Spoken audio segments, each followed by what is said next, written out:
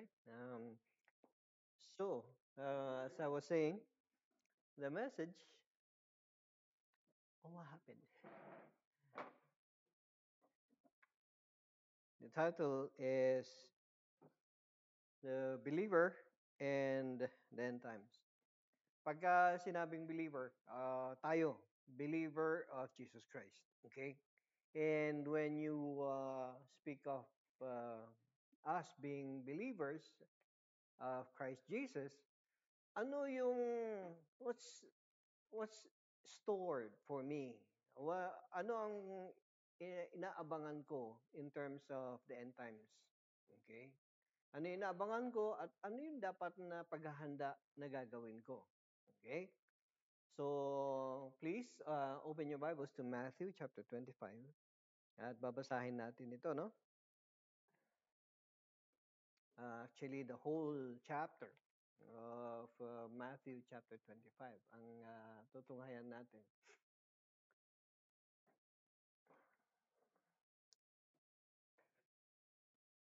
Then, the kingdom of heaven will be comparable to 10 virgins who took their lamps and went out to meet the groom. 5 of them were foolish, and 5 were prudent. For when the foolish took their lamps, they did not take extra oil with them. But the prudent ones took oil in flasks with their lamps. Now, while the groom was delaying, they all became drowsy and began to sleep. But at midnight, there finally was a shout, "Behold, the groom! Come out to meet him!" And all those virgins got up and trimmed their lamps. But the foolish virgins said to the prudent ones, "Give us some of your oil, because our lamps are going out." However, the prudent ones answered, "No, there uh, there most certainly not be enough for us and you too. Sabi ng 5 virgins. Go instead to the merchants and buy some for yourselves. But while they were on their way to buy the oil, the groom came, and those who were ready went in with him to the wedding feast, and the door was shut. Yet later the other virgins also came, saying, "Lord, Lord, open up for us." But he answered, "Truly I say to you, I do not know you. Be on the alert then, because you do not know the day nor the hour. For it is just like a man about to go on a journey, who called his own slaves and entrusted his possessions to them. To one he gave 5 talents, to another 2, and to another 1, each according to his own ability. And he went on his journey. The one who had received the 5 talents immediately went and did business with them and earned 5 more talents. In the same way, the one who had received the 2 talents earned 2 more. But he who received the 1 talent went away and dug a hole in the ground and hid his master's money. Now, after a long time, the master of those slaves came and settled accounts with them. The one who had received the 5 talents came up and brought 5 more talents, saying, "Master, you entrusted 5 talents to me. See, I have earned 5 more talents." His master said to him, "Well done, good and faithful slave. You were faithful with a few things. I will put you in charge of many things. Enter the joy of your master." Also, the one who had received the 2 talents came up and said, "Master, you entrusted 2 talents to me. See, I have earned 2 more talents." His master said to him, "Well done, good and faithful slave. You were faithful with a few things. I will put you in charge of many things. Enter the joy of your master." Now the one who had received the 1 talent also came up and said, "Master, I knew you to be a hard man, reaping where you did not sow and gathering where you did not scatter seed. And I was afraid. So I went away and hid your talent in the ground. See, you still have what is yours." But his master answered and said to him, "You worthless lady slave. Did you know that I reap where I did not sow and gather where I did not scatter seed? Then you ought to have put my money in the bank. And on my arrival, I would have received my money back with interest. Therefore, take the talent away from him and give it to the one who has the 10 talents. For to everyone who has, more shall be given, and he will have an abundance. But from the one who does not have, even what he does have shall be taken away. And throw the worthless slave into the outer darkness. In that place there will be weeping and gnashing of teeth. But when the Son of Man comes in his glory, and all the angels with him, then he will sit on his glorious throne, and all the nations will be gathered before him, and he will separate them from one another, just as the shepherd separates the sheep from the goats, and he will put the sheep on his right, but the goats on the left. And the king will say to those on his right, Come, you who are blessed of my Father, inherit the kingdom prepared for you from the foundation of the world. For I was hungry, and you gave me something to eat. I was thirsty, and you gave me something to drink. I was a stranger, and you invited me in. Naked, and you clothed me. I was sick, and you visited me. I was in prison, and you came to me. Then the righteous will answer him, Lord, when did we see you hungry and feed you, or thirsty and give you something to drink? When they when did we see you as a stranger and invite you in, or naked and clothe you? And when did we see you sick or in prison and come to you? And the king will answer and say to them, Truly I say to you, to the extent that you did it for one of the least of these brothers or sisters of mine, you did it for me. Then he will also say to those on his left, Depart from me, you accursed people, into the eternal fire which has been prepared for the devil and his angels. For I was hungry, and you gave me nothing to eat. I was thirsty, and you gave me nothing to drink. I was a stranger, and you did not invite me in. Naked, and you did not clothe me. Sick, and in prison, and you did not visit me. Then they themselves also will answer, Lord, when did we see you hungry or thirsty or as a stranger or naked or sick or in prison and did not take care of you? Then he will answer them, Truly I say to you, to the extent that you did not do it for one of the least of these, you did not do it for me either. This will go away into eternal punishment, but the righteous into eternal life. Hallelujah. So, kaya hindi ba ninyo napansin, every time we arrange the chairs in the church, in our gathering, walang aisle sa gitna para hindi ma-separate yung sheep sa goat. That's a joke. Don't take it seriously. Okay. Ay, pastor, hindi naman kami goat. Anyways, um, kidding aside, we know for a fact that this is this will happen. This is true. This will happen. When the shepherd comes, he will look for his sheep. At anong sabi ba ng salita ng Panginoon? My sheep, ano sabi ni Jesus Christ? My sheep knows me. They hear my voice. They follow me. They obey me. Yan. Ang kagandahan nito, mga kapatid, ay yung may itanong natin yun sa ating mga sarili. Am I a sheep of the Lord's flock?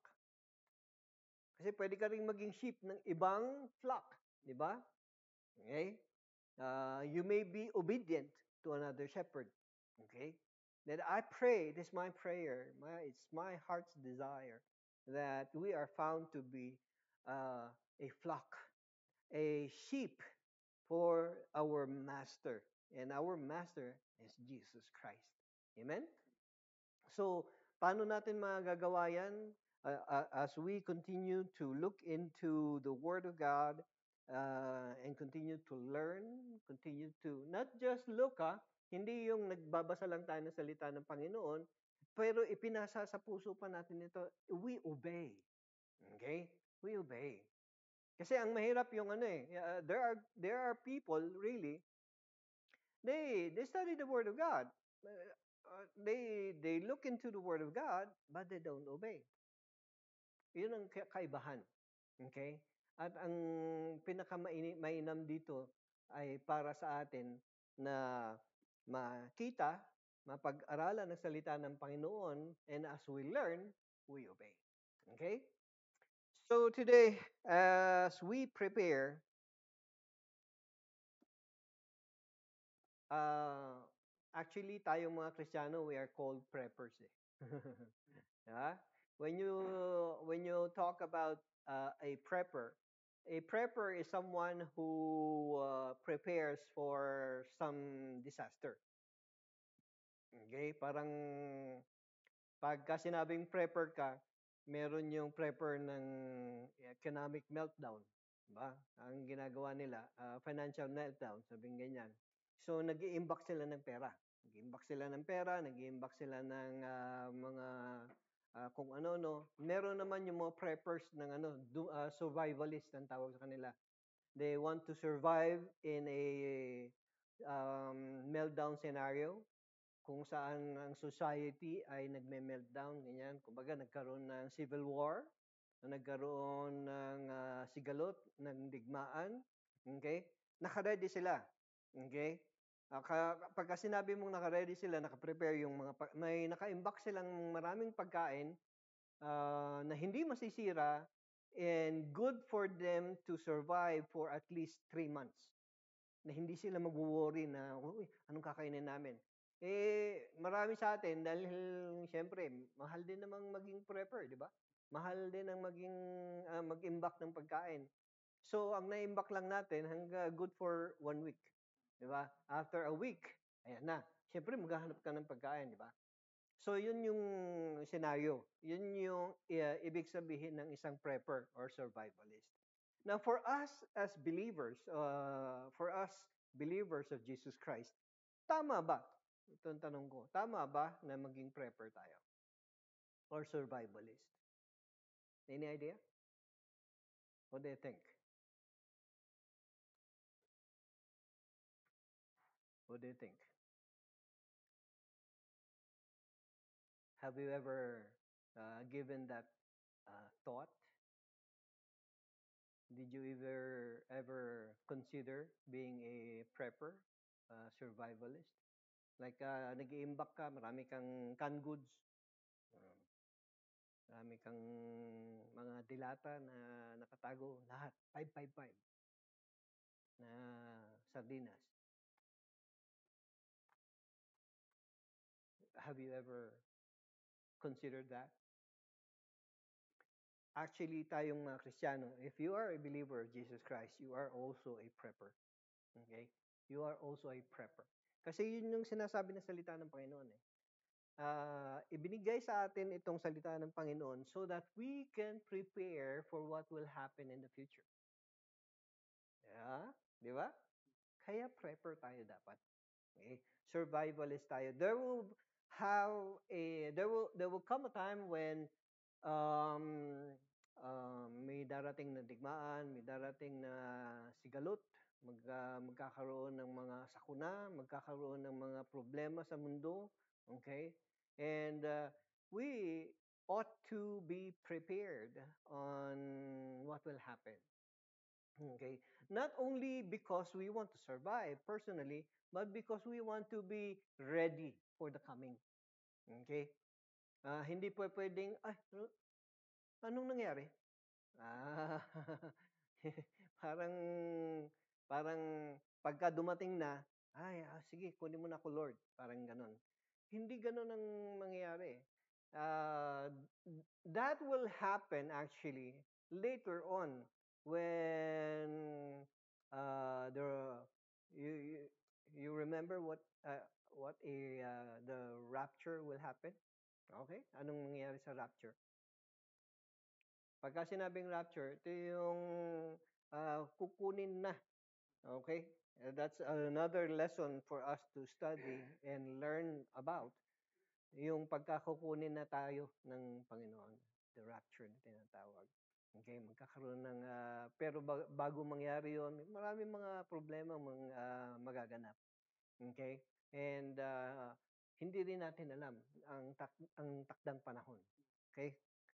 Ganun din ang binabanggit sa atin dito ng salita ng Panginoon. May mga bagay na mangyayari sa mundo sa ating kasalukuyan panahon na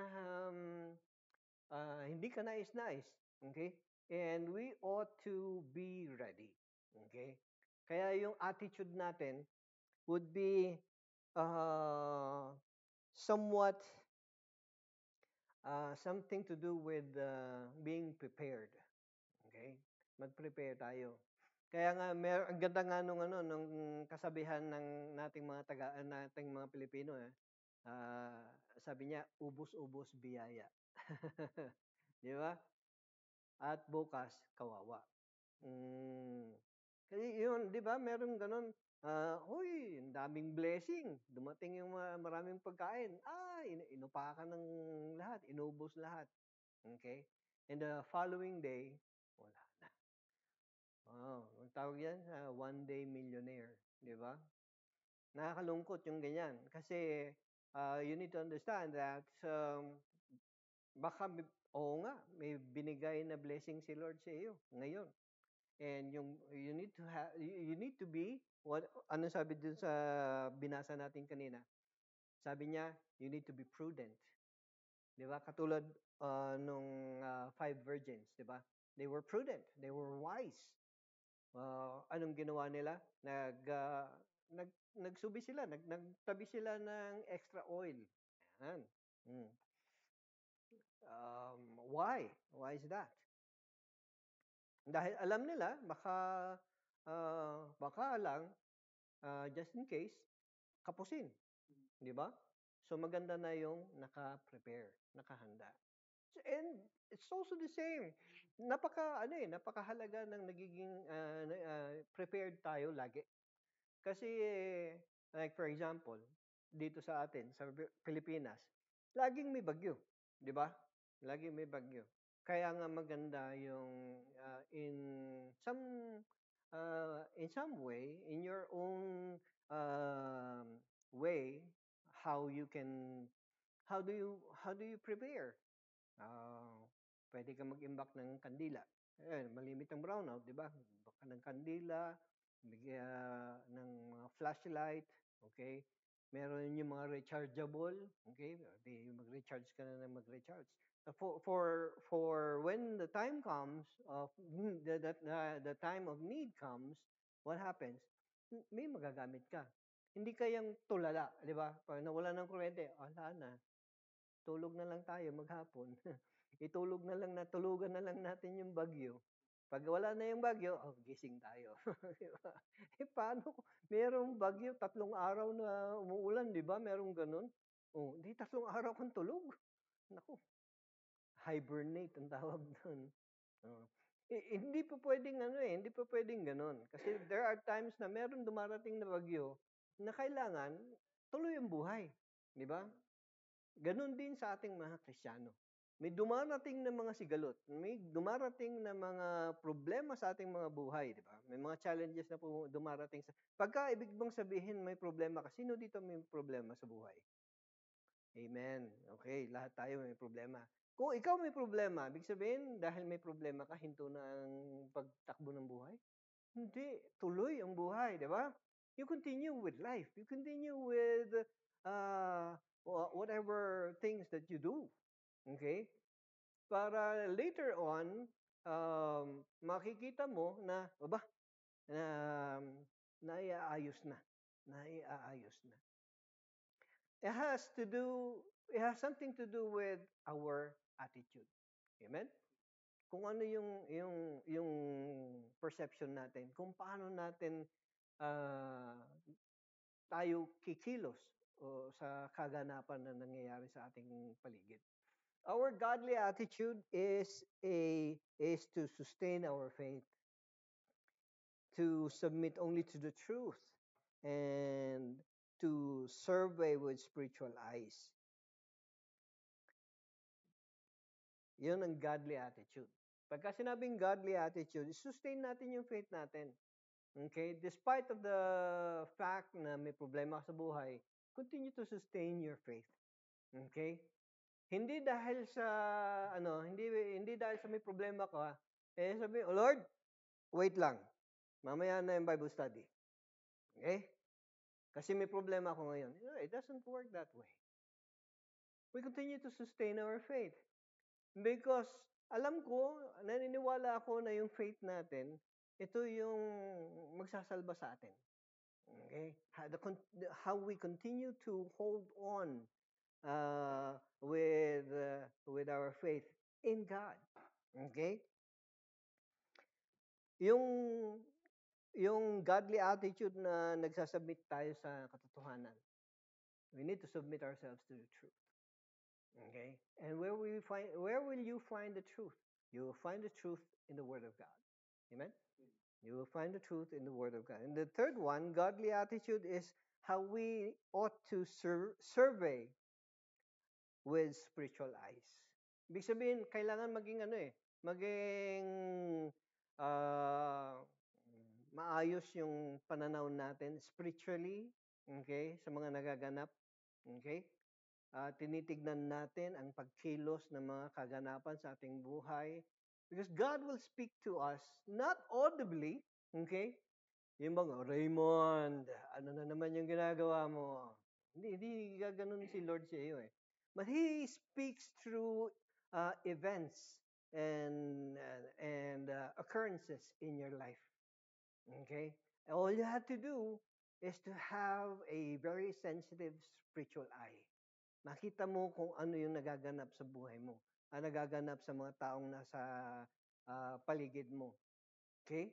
Ang kagandahan nito mga kapatid, pagka active yung spiritual eyes natin, we see people in a different way. We see their need.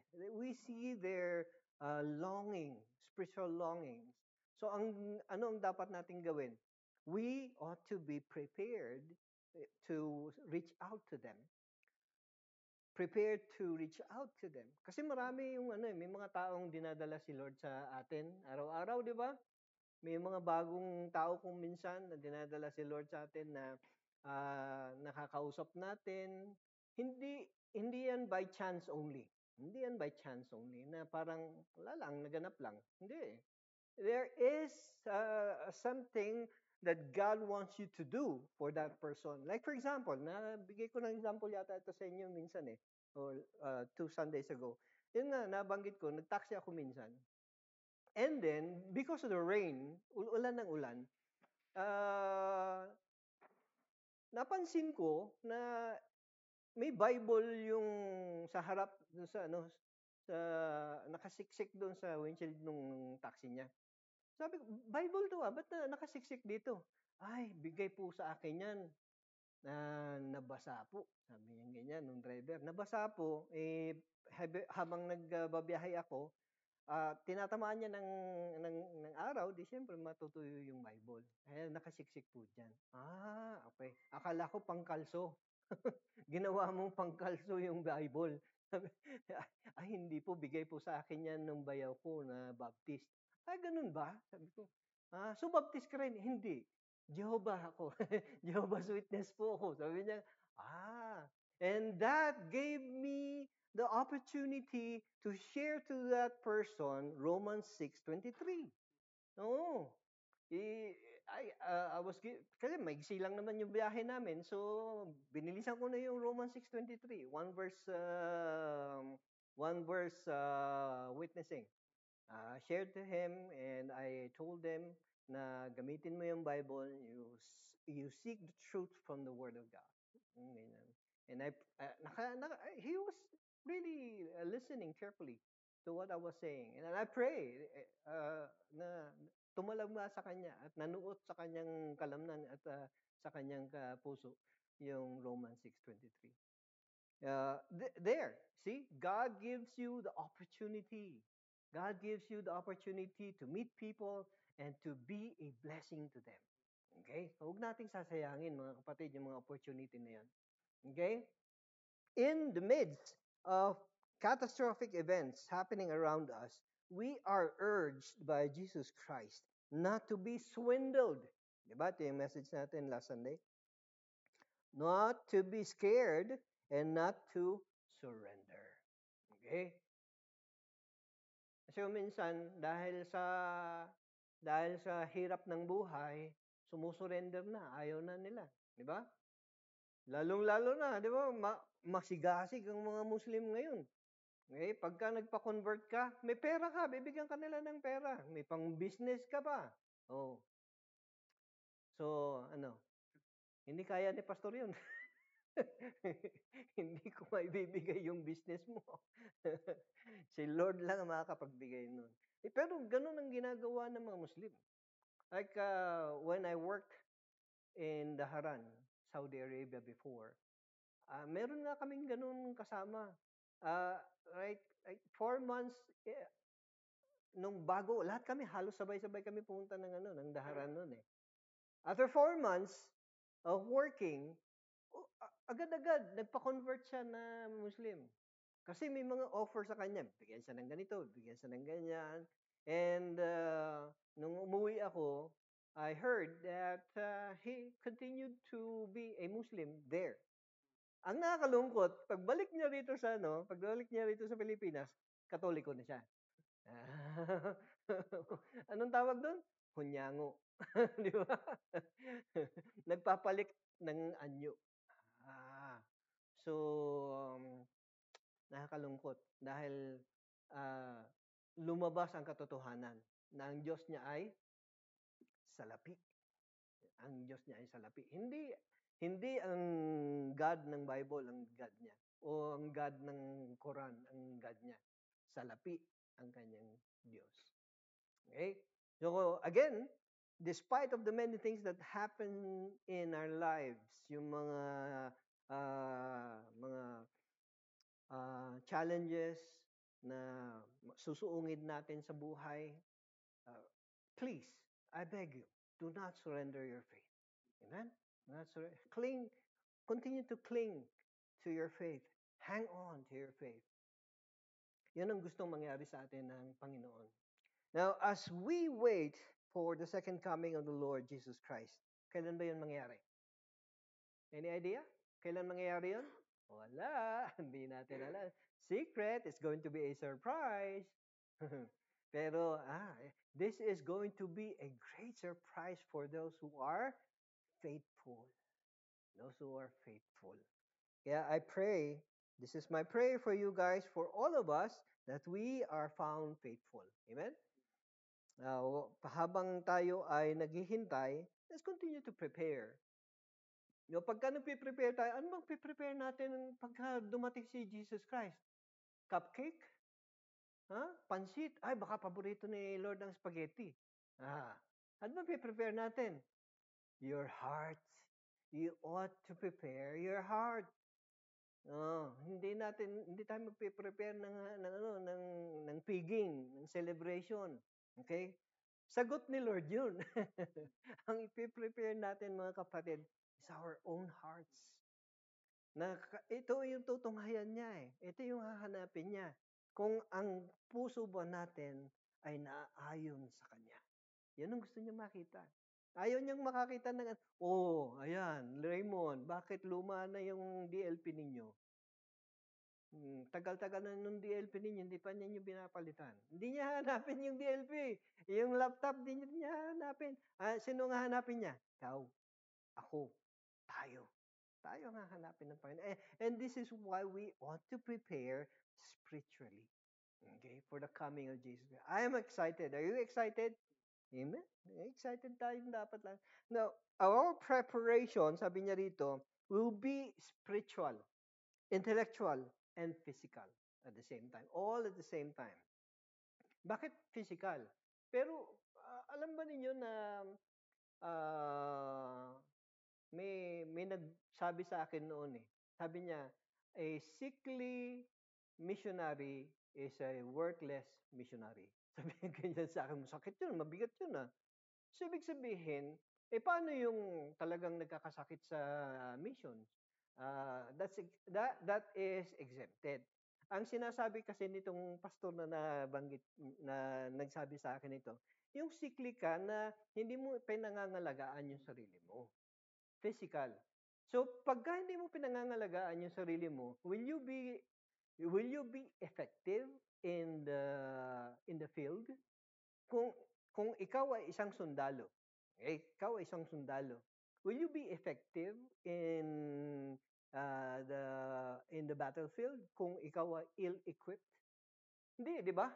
If you're ill-equipped, wala kang training, hindi ka nag-aaral na hindi mo nga nabaklas yung baril mo, 20 years na nasa iyo, na-issue yung baril mo, pero hindi mo man lang nabaklas, will that be effective when the time comes?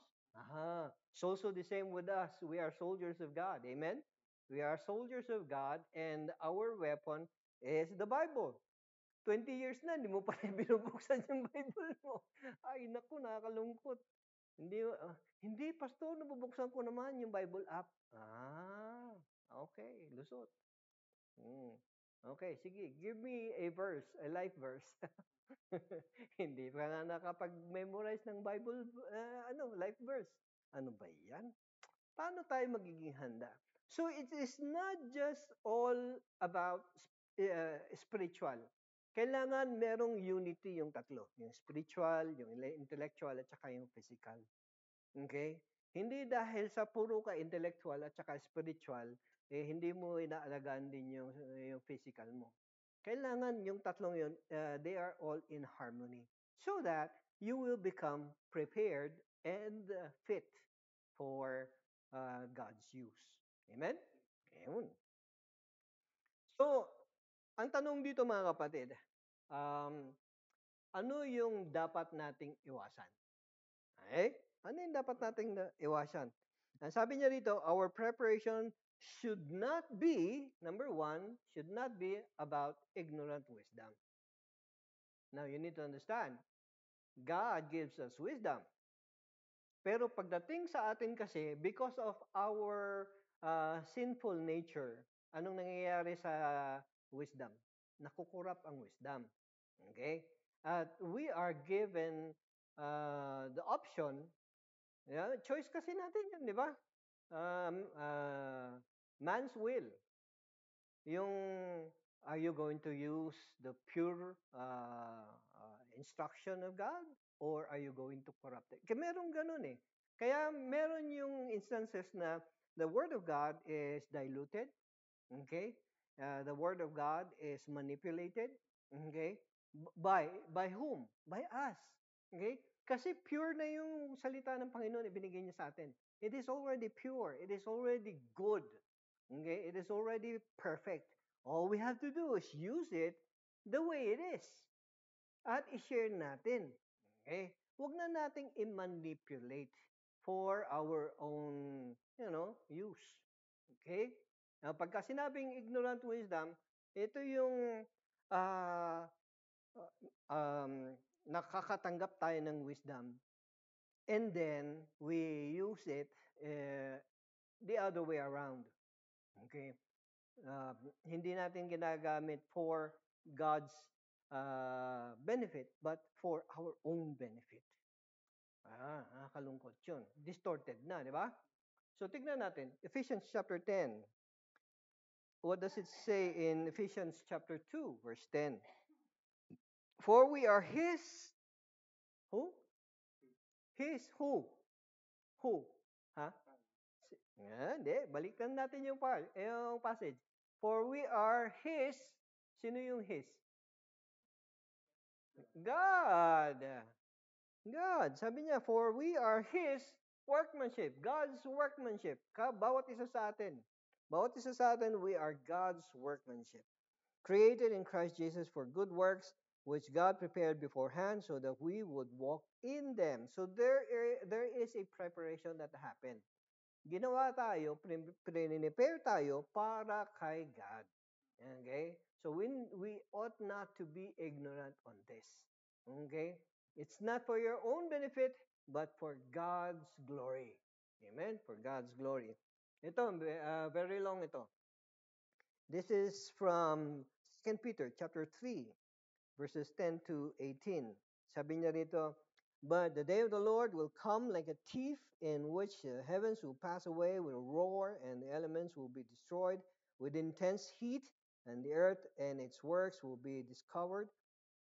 Since all these things are to be destroyed in this way, what sort of people ought you to be in holy conduct and godliness, looking for and hastening the coming of the day of God, because of which the heavens will be destroyed by burning, and the elements will melt with intense heat? But according to his promise, we are looking for new heavens and a new earth in which righteousness dwells. Therefore, beloved, sabi niya dito ha, therefore, beloved, since you look for these things, be diligent to be found spotless and blameless by him, at peace, and regard the patience of our Lord as salvation, but as also our beloved brother Paul, according to the wisdom given him, wrote to you, as also in all his letters, speaking in them of these things, in which there are some things that are hard to understand, which the untaught and unstable distort, as they do also the rest of the scriptures, to their own destruction. You, therefore, beloved, knowing this beforehand, be on your guard, so that you are not carried away by the error of unscrupulous people, and lose your own firm commitment, but grow in the grace and knowledge of our Lord and Savior Jesus Christ. To him be the glory both now and to the day of eternity. Amen. So, in other words, si Apostol Pedro, he continued to urge for godly wisdom for us. Okay?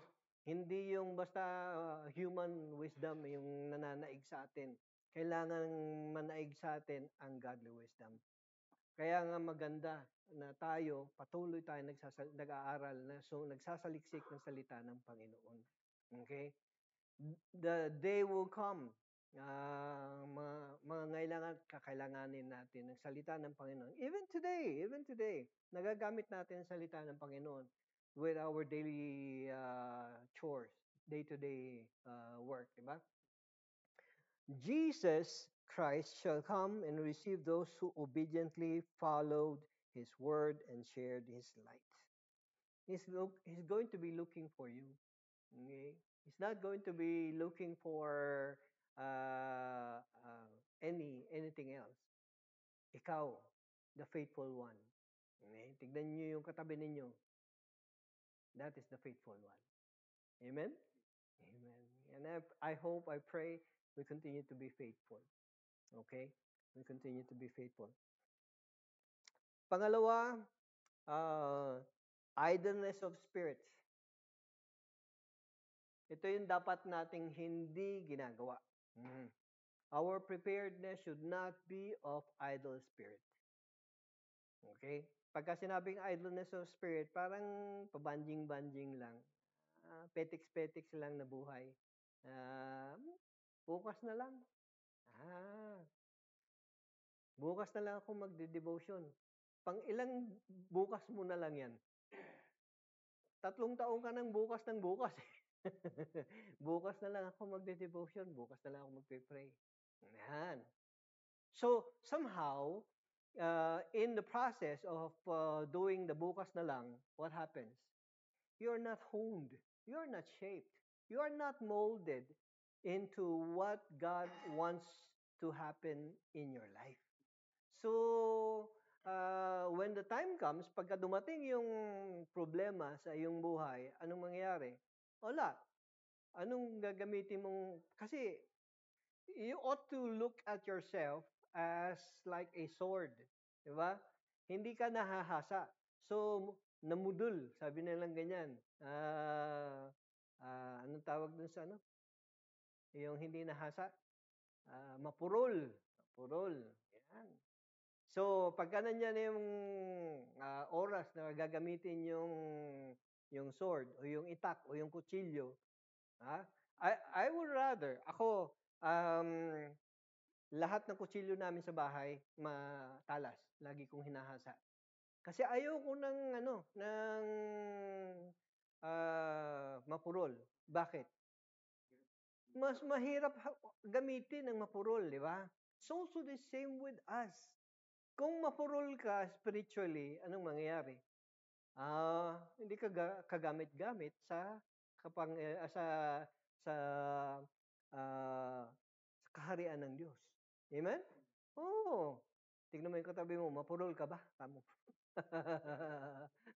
Mapurol ka ba? Ay, nako. Kagatin mo na lang kung hindi tumalab. Di ba? Nakakalungkot yun mga kapatid kasi hindi ka kagamit-gamit sa kaharian ng Diyos. Pagka ganun ang mangyayari, then you have missed the blessing of the Lord. Di ba? Kasi hindi ka nagagamit eh. And we ought to be useful. Di ba? Kailangan maging useful tayo. In Ephesians chapter 4, verse 7, but to each one of us, grace was given according to the measure of Christ's gift. You still remember the story of the talents? Yeah? Merong binigyan ng 5, may binigyan ng 2, may binigyan ng 1 talent. Isa na nga lang talent mo, hindi mo pa ginamit. Di ba? Hindi pa nagkaroon ng interest tuloy. Mm. Kaya ako, ano bang talent ko? Wala akong, hindi ako marunong kumanta, hindi rin ako po marunong sumayaw. So, wala akong talent. No, ano ba sinasabing talent? You know, God has given us much grace. Okay? God has given us much grace. Okay? May mga spiritual gifts tayo na ibinigay sa atin ng Panginoon. Yung mga spiritual gifts na ibinigay sa atin ng Panginoon ay para ano? Para saan yan? Yung mga gift na yan. Para sa MLM. Para sa networking ba yan? Hindi. Para sa church yan. Okay? So that you can be a part of the kingdom of God. In the church, the spiritual gift is essential. Okay? Hindi lahat tinawag para maging pastor, magsalita ng salita ng Diyos. Hindi lahat pwedeng maging praise and worship leader. Okay? Lalong-lalo na ako, hindi ako pwede sa praise and worship. Silang ako eh. Kung merong tinatawag na parehong kaliwa yung paa sa pagsayaw, ako parehong kanan yung dila ko. Hindi marunong dila ko pagdating silang ako eh. Sintonado. Okay? Hindi ako marunong. But if you are given that opportunity, this is why I urge you, okay? I urge you. You have a voice. You have a good voice. Why not use it for God's glory? Amen? Okay, maging kagamit-gamit tayo. In 1 Corinthians chapter 12, verse 7, but to each one is given the manifestation of the Spirit for the common good. See? For the common good of not only in the church, but also in the manifestation of the Spirit outside of the church. Okay? Hindi dahil nasa church ka, diyan ka lang nagagamit sa church. Yung mga spiritual gift mo. Hindi. Pwede mo rin gamitin yung spiritual gift mo kung saan ka ilalagak ng Diyos.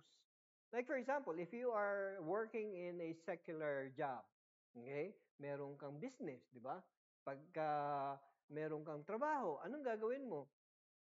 Sa trabaho mo, sa business mo, sa merkado o ano pa mang lugar ka dalhin ng Panginoon, you ought to be a Christian. You ought to be a believer. You ought to show the world who you are, shaped in the image of Jesus Christ. Hindi yung dito ka lang mabait. Di ba? Meron ganun eh. Dito lang sa church sila mabait. Pagdating sa labas, pagka lumabas na sila ng church, ano nangyayari sa kanila? Ala, bumibili ng away. Basagolera, mahadera, chismosa at kung ano-ano pa. Nako po.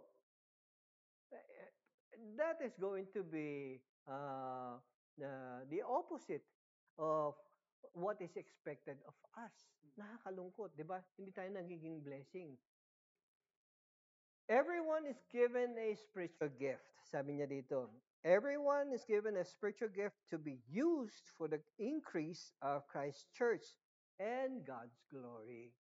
Okay? Kaya yung spiritual gift na ginagamit natin, hindi para pogi points natin. Para, uy, galing talaga ni pastor, ang galing magsalita, ang galing ganito, ang gwapo pa niya. Hindi yun. Hindi yun ang point doon. We give glory to God because of what was given to us in the first place, the spiritual gift. Okay?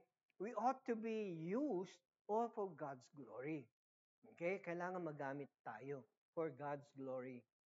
Kaya nga habang kumikilos tayo dito sa mundong ito, kailangan makita sa ating pagkatao si Kristo Jesus. Amen? Yung pangatlo is this, irresponsible living. Our preparation should not be about irresponsible living. You still remember yung the 10 virgins? Meron yung 5, they were prudent. Yung 5, they were foolish, irresponsible. Bakit sila naging irresponsible? Hindi sila handa. Hindi sila handa. Hindi nagsubi. Hindi nagtabi ng oil. So what happened? Ano nangyari? Nung dumating yung groom, yung prudent virgins, sila yung pumasok sa wedding feast. Yung 5, ay, ante, gumatakak man, ante. Yan. Kumakatok pa sila doon sa store. Auntie Michelle, pabili ng oil, sabi nilang ganyan. Bumibili sila ng oil kasi walang imbak na oil. Hindi sila nakapagtabi ng oil. So nag-umpisa na yung celebration, nandun pa sila, bumibili pa lang. Tapos itong nakakalungkot. Ito nakakalungkot. Listen here. Watch this. Sarado na yung gate. Kaya sabi, di ba, Lord, Lord, sabi ganyan, kumakatok sila, papasukin nyo kami. I do not know you. Sabi ni Lord, di ba? Yun ang masakit. Yun ang masakit na mga kataga na dapat hindi natin maririnig.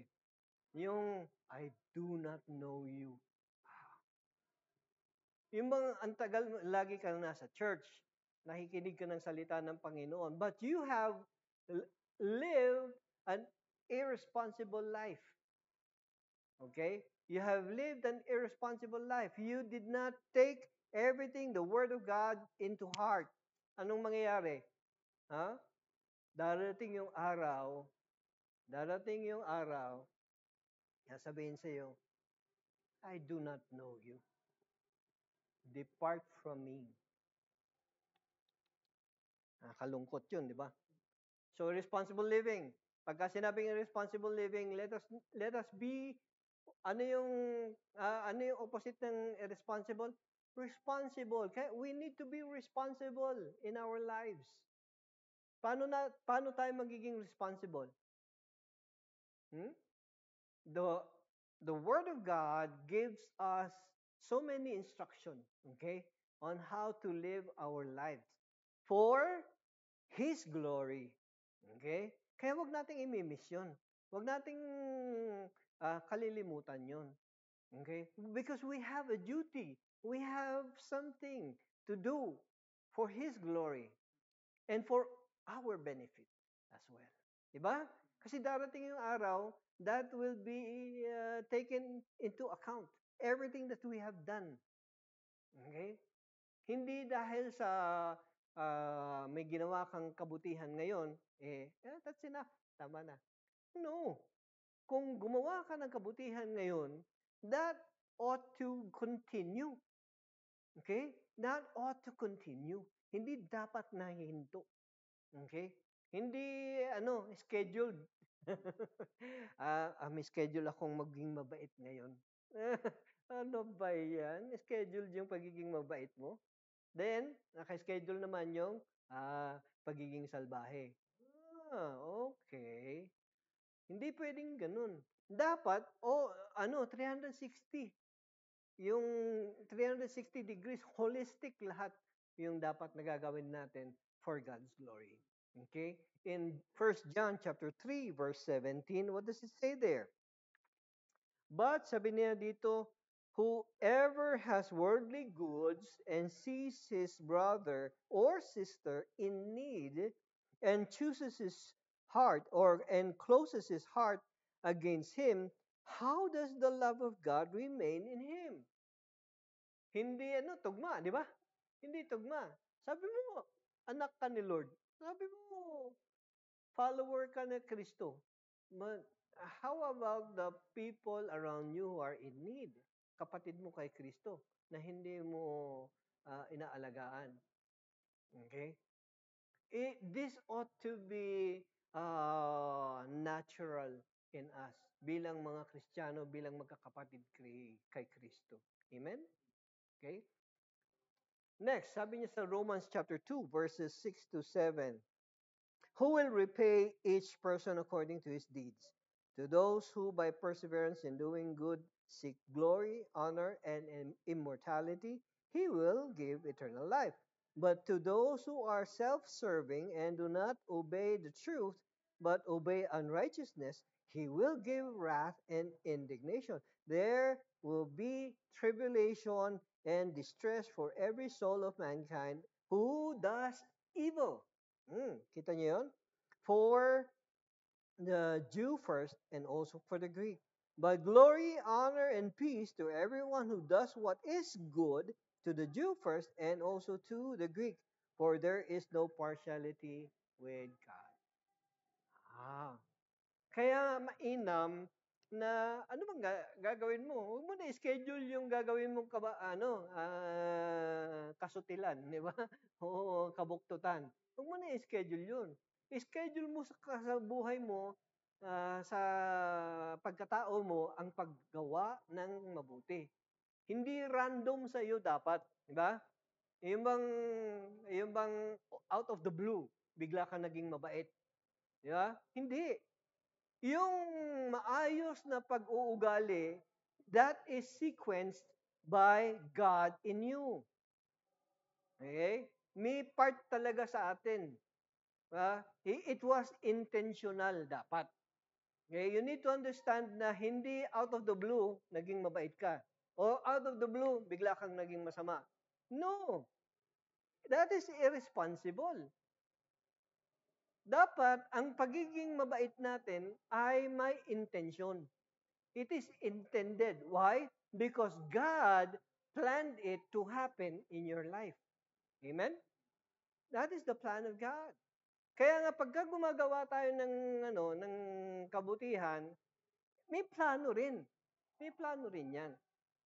Ginagawa natin for the reason of why. Bakit natin ginagawa ang isang mabuting gawain? Ha? Any answer? Bakit natin ginagawa ang isang kabutihan? Anyone? For God's glory. Yan ang punot dulo actually. Yan ang punot dulo. Kaya gumagawa tayo ng kabutihan para hindi pogi points. Para makita ko ng kapitbahay na mabait ako. Para makita ng crush ko na mabait ako. Hindi ganoon. Nagiging mabait ka, ginagawa mo intentionally ang pagiging mabuting tao for God's glory. For God's glory. And then later on, there will be an accounting, a spiritual accounting. And God knows what's happening in our lives. Amen? So there, God's judgment shall be awful and frightening to those who heartlessly live a life of indifference. But for those who humbly obey God's word and live a life that reflects the life of Christ shall be joyful and triumphant. Pagka sinabi mong indifferent, ano ibig sabihin ng indifferent? Walang pake. Ma at pa. Yan. Malay ko at pakialam ko. Yun ang ibig sabihin ng indifferent. Marami tayong mga kapatid, marami tayong mga kababayan, maraming mga tao sa paligid natin, kailangan nila ng tulong. Eh kung alam mo na you have the ability to help, you have the ability to reach out and be a helping hand, why not do so, di ba? Gawin mo. Gawin mo. Huwag mong pigilin yung sarili mo sa paggawa ng tama. Amen? Do not be indifferent of other people's situation in their lives. So there you go. Napakaganda. Now, again, preparing for God's kingdom, which is also our way of preparing things that should not be. We should not be ignorant in godly wisdom. Should not be of idle spirit, and we should not be doing irresponsible living. Okay? Kailangan maging responsable tayo sa pamumuhay natin. Okay? Later on, God has an spiritual, yung sinasabi ko nga, spiritual accounting, may listahan si Lord kung anong ginawa natin. Okay? In conclusion, the second coming of Jesus Christ shall both be a dread and a delight. Pagka sinabi mong dread, nakakatakot. Di ba? Nakakatakot. Pagka sinabi mong delight, isang kasiyahan ito. Okay? Isang kasiyahan. Bakit? Kasi sabi niya, it will be a dread to those who disobey and disbelieve, but it shall be pure delight for those who obey and believe in Christ Jesus. Okay? Nakakalungkot, nakakatakot ang second coming sa mga taong hindi marunong sumunod kay Kristo Jesus. Kaya, it is good for us to obey and believe. Kaya sabi niya rito, let us receive and believe and follow Jesus Christ. Kailan? Now. Hindi bukas. Hindi next week. Itatiming ko ito sa birthday ko. Paano kung hindi pa dumating yung birthday mo, dumating na si Lord? Kinuha ka na ni Lord. Ano nangyari? Nun. Missed. You missed the train. Missed the bus. Amen. Let us pray. Father, surely your word is powerful, precious for all of us who are indeed working and waiting for your second coming. Oh, Jesus Christ, I pray in your name that each and every one of us will be always ready to be shaped, molded by your word and work in us, through us, that we may be found faithful. We thank you, Father, for your great word, your promises. And I know, Father, that because of your word will change us from glory to glory. I thank you for this day. Oh, Holy Spirit, continue to be with us and continue to reveal to us the truth in the Word of God. This is my prayer in Jesus' name. Amen. Amen.